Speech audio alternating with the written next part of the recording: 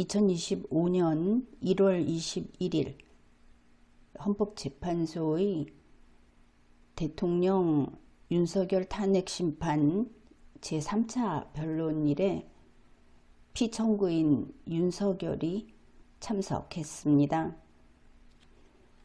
이 뉴스에서 가장 먼저 뉴스 전면에 문자와 함께 나온 것이 피청구인 윤석열은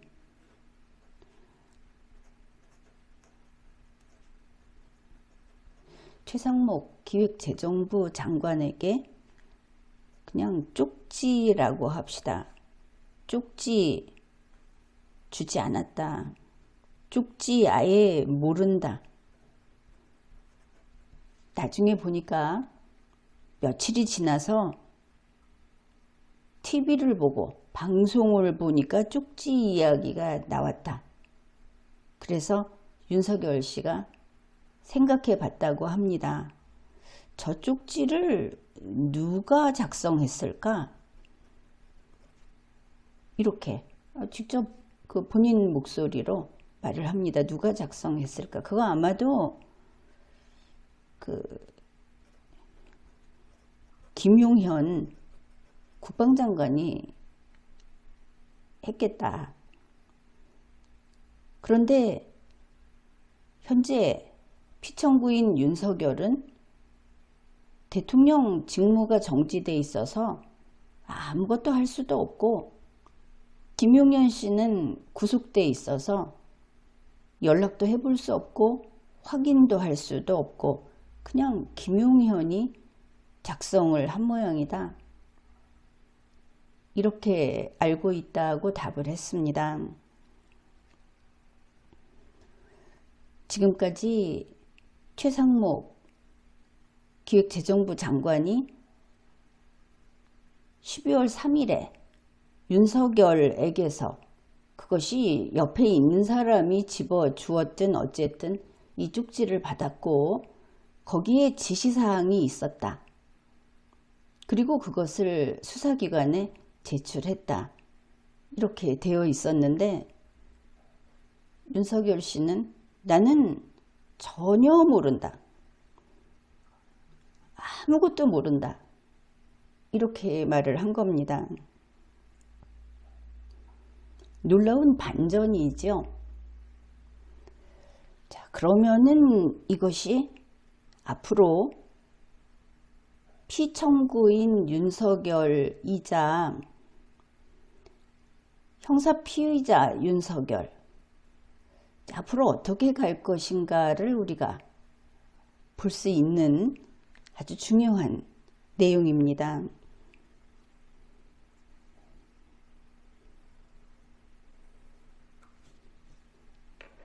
자, 우리는 12월 3일 2024년 12월 3일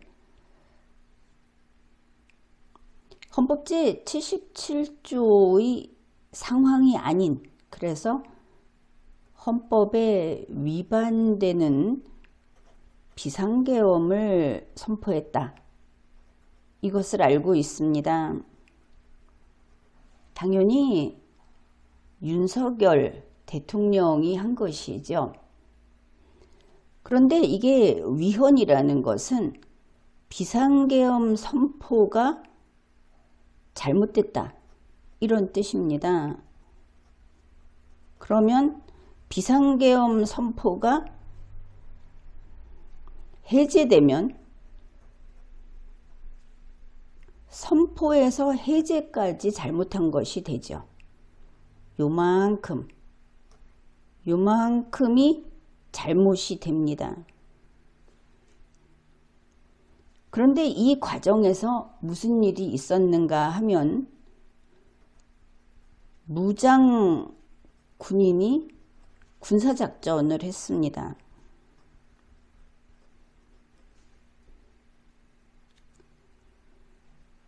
그리고 국회를 봉쇄했습니다. 각 언론기관에 강제 조치를 했습니다. 적어도 하기로 했거나 출동을 했거나 그런 일까지 있었죠. 이런 일들이 쭉 있었습니다. 그런데 이것이 바로 비상계엄과 맞물려서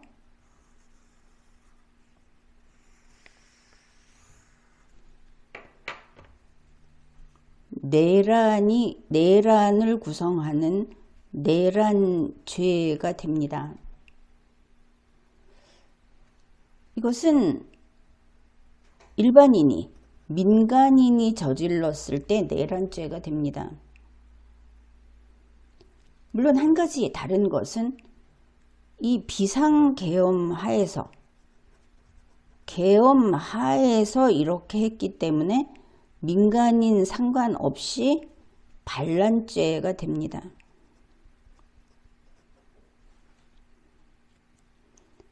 이것은 윤석열 대통령이 했든 아니면 군이 했든 반란죄가 되는데, 군이 했다면 더 깔끔하게 군사반란이 되겠죠.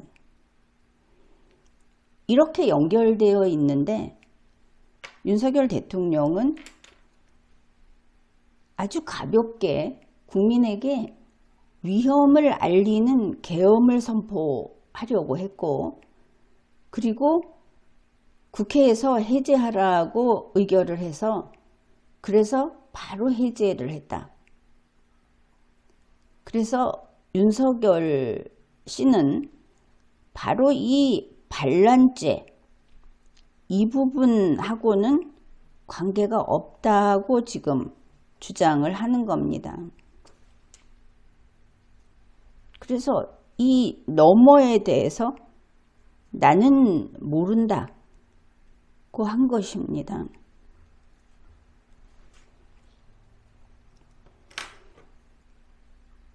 첫째가 최상목의 쪽지, 나는 모른다. 최상목의 쪽지는 바로 이 보라색 선 너머에 있는 반란죄 영역에 들어가는 것이다. 윤석열 피청구인도 이것을 인정하고 있는 것이죠. 다음에 형사재판에 가면 윤석열 피고인이 이렇게 주장을 하겠죠. 이거 모른다. 그러니까 헌법에 위반된 비상계엄 선포는 빠져나갈 수가 없으니까 여기는 아무리 잘못해도 파면에 그칩니다. 대통령 파면. 그런데 이쪽은 사형입니다. 특히 계엄하라는 게 겹쳐지기 때문에 총살형입니다. 이거는 절대 싫어 이러는 것이죠. 그래서 완전히 끊어버립니다. 동시에 이럴 때 동전의 양면이라고 하는데, 동시에 진행된 것들을 나하고 상관없어. 그 첫 번째 나온 것이 국회에 간 그 계엄군들, 그 사령관들, 그러니까 장군들 뭐 이렇게 되겠죠. 사령관들이 매수돼서 돈 받아먹고 위증을 하고 있다. 국회의원 끌어내라 그런 이야기 나는 한 적이 없다.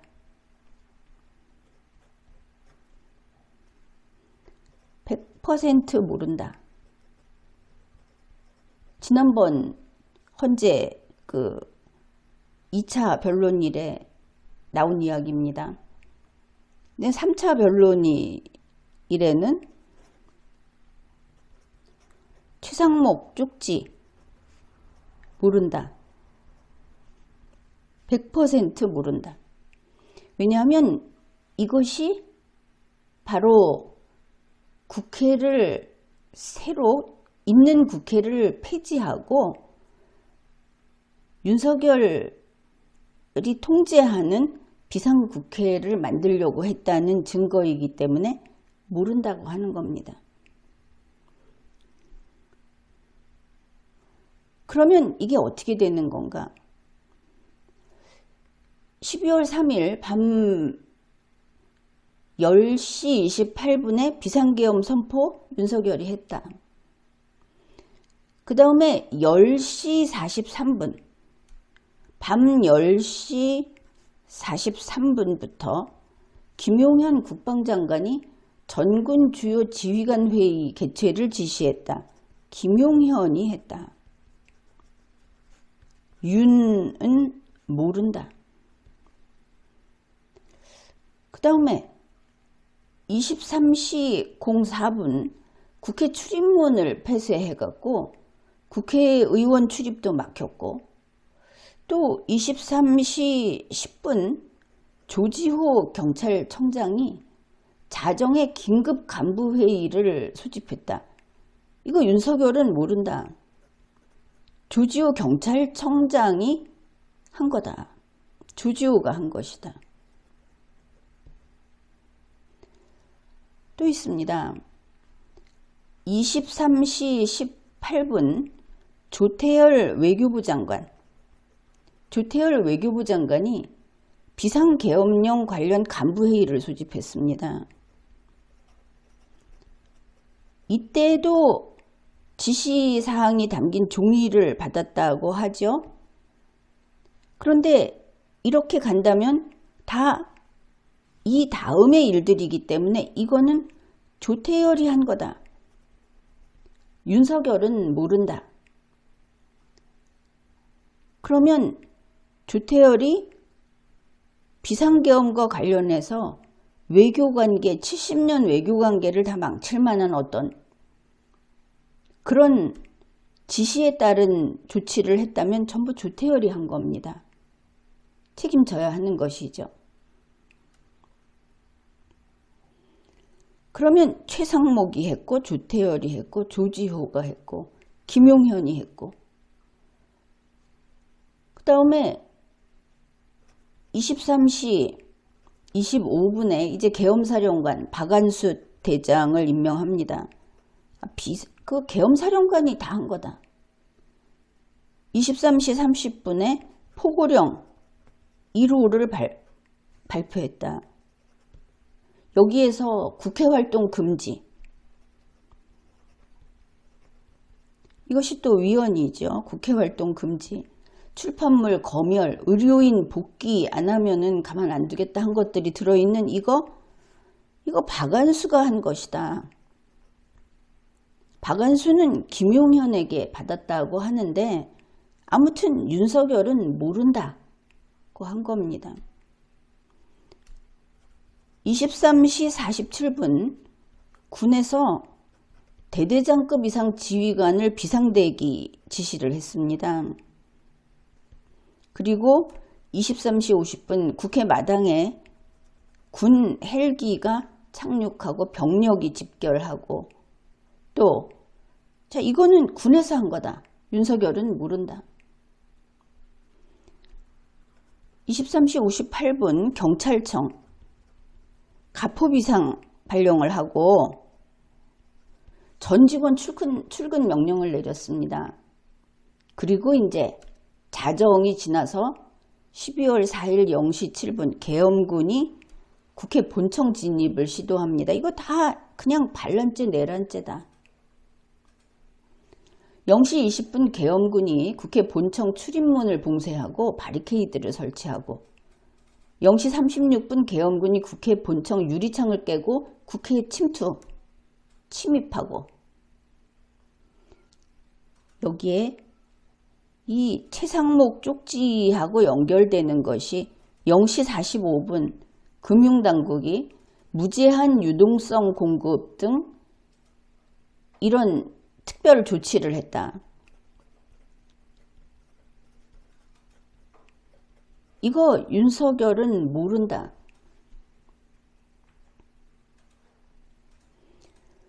윤석열은 이런 일들이 일어나는 거 자기는 모른다.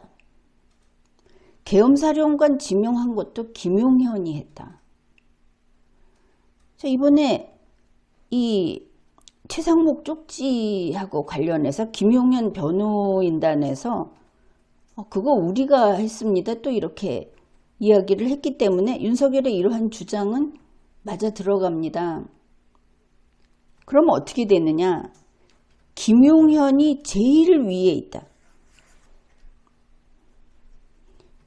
윤석열이 아니고 김용현이 제일 위에 있고 여기에 군과 그리고 국무위원들 나머지 이번에 이 반란에 가담된 모두는 김용현 밑에다 줄이 다 있다. 이렇게 되는 겁니다. 그러면 이 사건은 어떻게 되느냐? 반란죄인데 일단은 김용현이 대통령이 아니고 김용현이 수괴로서 첫째 군 쪽으로는 군사반란이 성립이 됩니다. 군사 쿠데타 사건. 윤석열은 단지 헌법에 위반되는 비상계엄 선포를 했고 본인 주장이 그렇습니다. 1시 01분 국회에서 비상계엄 해제 요구 결의안이 가결되고 1시 58분 우원식 국회의장이 대통령실과 국방부에 계엄 해제 요구서를 발송해서 그래서 국회가 안 돼 하니까 알았다 하고 계엄 해제했다. 4시 27분에 국무회의 해가지고 계엄 해제하겠다고 했다. 5시 01분 국무회의에서 계엄 해제안을 의결했는데 거기에 또 절차적 하자가 있다면 그것은 한덕수 총리의 잘못이다. 이렇게 되는 겁니다. 그러면 윤석열은 그저 대통령 파면 되고 그리고 이어서 대통령 선거가 실시되겠죠. 최상목은 이 반란에 관계된 사람이기 때문에 아마도 권한대행에서 그러니까 기획재정부 장관에서 물러나서 수사 대상이 되지 않겠는가. 그러면 최상목이 물러나면 그러면 다음 이 대선을 총괄하는 정부 쪽에서 하는 사람은 그 이주호 부총리 교육부 장관이 되지 않을까 이렇게 볼 수 있겠습니다. 제대로 수사를 한다면. 그러면 윤석열은 그냥 대통령까지 거 관두지. 그리고 나머지가 다 책임을 지는 겁니다. 군사 반란 여기에 관계된 이 김용현에 충성해서 김용현의 말을 듣고 최상목, 조태열, 박안수 그리고 이상민 장관도 마찬가지죠. 이상민 장관이 한 거 윤석열은 모른다. 군 출동도 모르고 전부 나는 그렇게 심각하게 하려고 한 게 아니고 단지 국민 여러분 지금 민주당이 위험합니다. 나쁩니다. 이런 것을 알리려고 했다고 지금 누차 강조하고 있죠. 3차 변론일에 보니까 12월 12일에 처음 부정선거 이야기를 막 하더니 이것도 좀 불리하다고 느꼈는지 부정선거도 이번에는 부정했습니다. 그거 하려고 한 게 아니고 선거는 법에 따라서 제대로 공정선거가 돼야 된다. 그래서 점검하려고 했지 부정선거 뭐 하려고 한 거 아니다. 이 선관위 직원을 납치하고 고문하고 하는 이 민간인 노상원, 그 노상원이 나쁜 거다. 나는 그런 지시한 적 없다. 국회의원 끌어내라고 한 적도 없다. 노상원은 김용현이 데려온 사람이다. 싹 다 남대는 겁니다. 나는 사형은 싫어. 이런 것이죠. 계엄 하에서 일으킨 내란이기 때문에 이게 반란죄가 되고 군형법에 의해서 처벌되기 때문에 이것이 사형입니다. 사형이 수개는 다 사형입니다. 그러면 윤석열을 살리면 일단 전부 다 유죄를 받고 사형도 무더기로 나오고 다들 옷 벗고 군인들도 그렇고 이렇게 연루된 사람들도 많겠죠. 차관도 있고 또 여러 보좌하는 사람들도 있고 다 있을 텐데 이 많은 사람이 다 이번에 이 죄에서 벗어날 수 없지 않습니까? 이렇게 되면 그러면 우리는 어떻게 하느냐? 이제 이 변호인단 이야기는 그것이겠죠. 나중에 국민의힘에서 이걸 다 사면을 해줄 거다. 그래서 최상목이 지금 더불어민주당에서 이런 반란죄, 내란죄의 사면을 못하게 하는 법률안을 만들었는데 거부권 행사한 거다. 이런 설득을 할 수 있다고 봅니다. 일단 윤석열 피청구인은 파면됩니다. 복귀 못합니다. 탄핵 사유가 충족이 됐고 자기는 모른다고 해도 윤석열의 국방부 장관, 윤석열의 처음부터 지금까지 2년 반을 같이 해온 그런 동지인데 여기에 있는 사람들 다 윤석열의 사람들입니다. 돌아올 수 있겠습니까? 그래서 윤석열은 돌아오지 못한다. 그러면 현재 대표적으로 고성국 씨가 뭐 한다고 하는 여론조사에서 국민의힘이 여론 지지율이 올라가고 있다. 윤석열의 지지율이 올라가고 있다. 이렇게 뉴스 나오고 있습니다. 물론 갤럽도 생각보다는 올라가고 있죠. 갤럽에서 윤석열의 지지율이 올라가는 것은 그저 시카고 효과다 이렇게 보면 됩니다. 사형당한다고 하니까.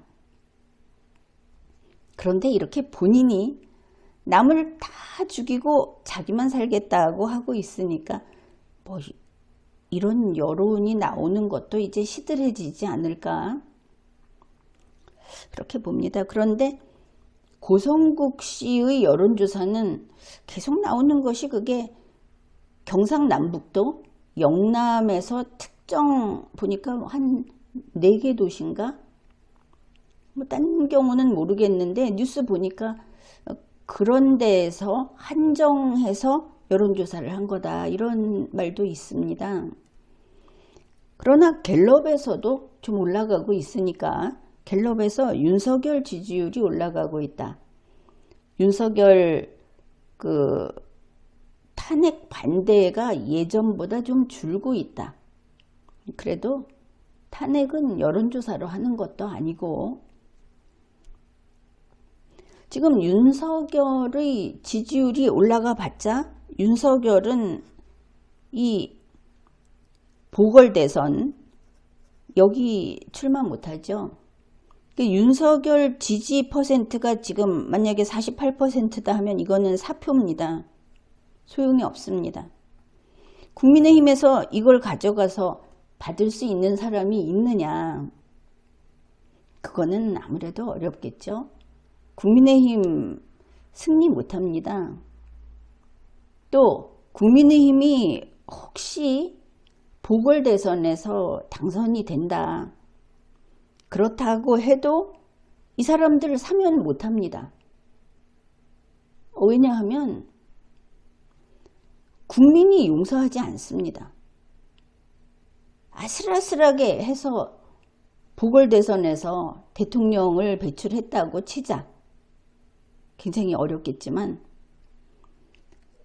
왜냐하면 국민의힘은 사법권을 침탈한 법원 폭도 세력이니까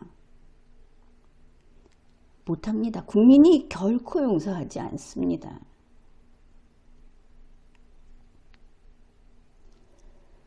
게다가 이 반란죄 수괴들 사형 판결이 나올 텐데 아마 국민의힘을 비롯한 이 윤석열 세력은 빨리 종결되기를 원하겠죠. 처벌받을 거 처벌받고 죽을 사람 죽고 해서 더 이상 힘을 못 쓰게 되면 어쩔 건데 그런 겁니다. 그래서 사면 못 받습니다. 그냥 윤석열을 위한 총알바지. 아, 참 기발한 꼼수 아닙니까? 여기에서 또 알아야 할 것이, 그러면 계엄과 반란죄만 이러냐 하면은 지난번에 체포영장 사건이 있습니다. 체포영장 방해. 그런데 이것을 무지막지하게 방해를 했죠. 경호처에서. 그래서 이 체포영장 방해를 하면서 여기에 군을 투입을 하고, 그리고 그때 이제 군사작전을 펴는 장면들이 카메라에 잡혔죠. 근데 이번에 증거도 좀 잡혔습니다. 김성훈 차장, 이 사람 경찰이 구속영장 신청을 했더니 검찰이 그것을 반려하고 바로 석방을 했다고 하죠. 그래서 지금 서울구치소에 가서 24시간 있다고 하는데, 왜 반려를 했느냐 하면은 체포영장 2차 체포영장 집행을 올 때 윤석열 피의자가 이랬답니다. 이 김성훈 차장 보고, 이번에 체포영장 집행하러 올 때 총은 쏠 수 없는 거냐? 그래서 김성훈 차장이 네 알겠습니다 그랬답니다. 이런 진술을 하고 구속영장을 반려하고 석방을 해준 것이죠. 그리고 나서 이광호 경호본부장 있죠. 이 사람도 경찰에서 아예 구속영장을 신청을 안 했답니다. 이 사람도 진술을 했습니다. 10일에서 12일 이때 1차 저지선, 2차 저지선 이렇게 있죠. 거기에서 가족 경호부, 아주 관저 거기에, 여기다가 기관단총 2정, 그리고 실탄 80발, 80발, 이거를 여기다가 옮겨 놓고 앞에 저지선이 무너지고 여기에 오면 기관단총 가지고 뛰쳐나간다. 이렇게 준비를 했다는 것을 진술을 해서 이 사람도 구속영장 신청을 아예 안 했던 것으로 뉴스가 나왔습니다. 자, 이런 체포영장 방해를 했는데, 그러면 윤석열 피의자는 이런 사람이다. 결국 내전을 일으켰다. 국가 공권력에 대해서 무력으로 저항을 했다. 이렇게 될 텐데, 여기서 하는 것을 보면 어떻습니까? 윤석열은 나는 몰라. 나는 그런 거 모른다. 누가 작성했을까?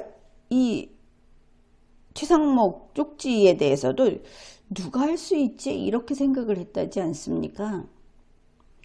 그러니까 체포영장 방해는 윤석열은 모르고 경호처에서 한 거다. 다 경호처가 한 거다. 김성훈이 한 거고 이광우가 한 거다. 여기 군 투입을 한 것도 경호처장이 한 거다. 지금은 나갔지만. 또 체포영장 방해를 위해서 권한대행인 최상목이 군경 투입을 재촉을 했죠. 그거 최상목이 한 거다. 그러면 이 경호처에 대해서 뭐라고 할 것이냐? 경호처는 당연히 대통령 권한대행의 문제이지 윤석열 씨는 지금 직무정지에다가 경호처에 뭐라고 할 자격도 없다.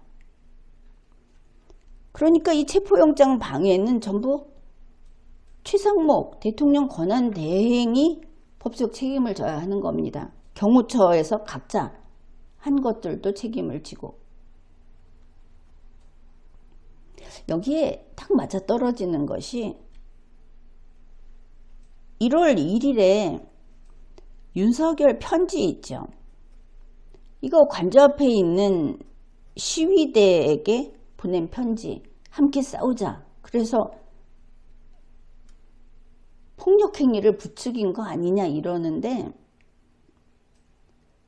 이 편지를 이거 프린트물입니다. 친필도 아니고 프린트물을 아마 석동현이 가져갔다고 하죠. 석동현 책임입니다. 그 다음에 이 시위대한테 왜 편지를 보냈느냐?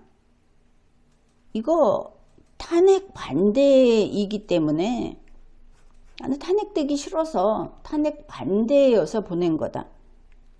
이런 내란 반대는 나는 관여 안 한다. 나는 모르니까. 자, 이런 분명한 자기 갈 방향을 정해놓고 있는 것을 오늘 보여준 겁니다. 부정선거파들이 부정선거 왜 돌아섰는지 알겠습니까?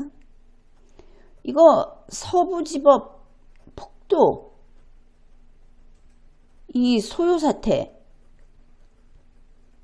윤석열 피의자는 윤석열 피청구인은 이거 묻으면 죽습니다.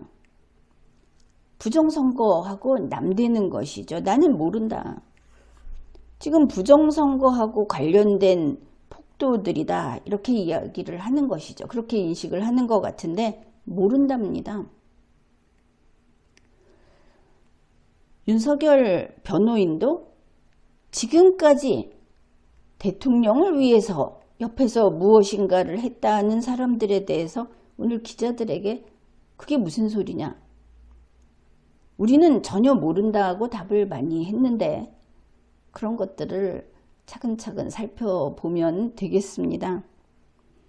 자, 윤석열은 오직 헌법재판소에서 파면되느냐 하는 것만 가지고 싸우겠다.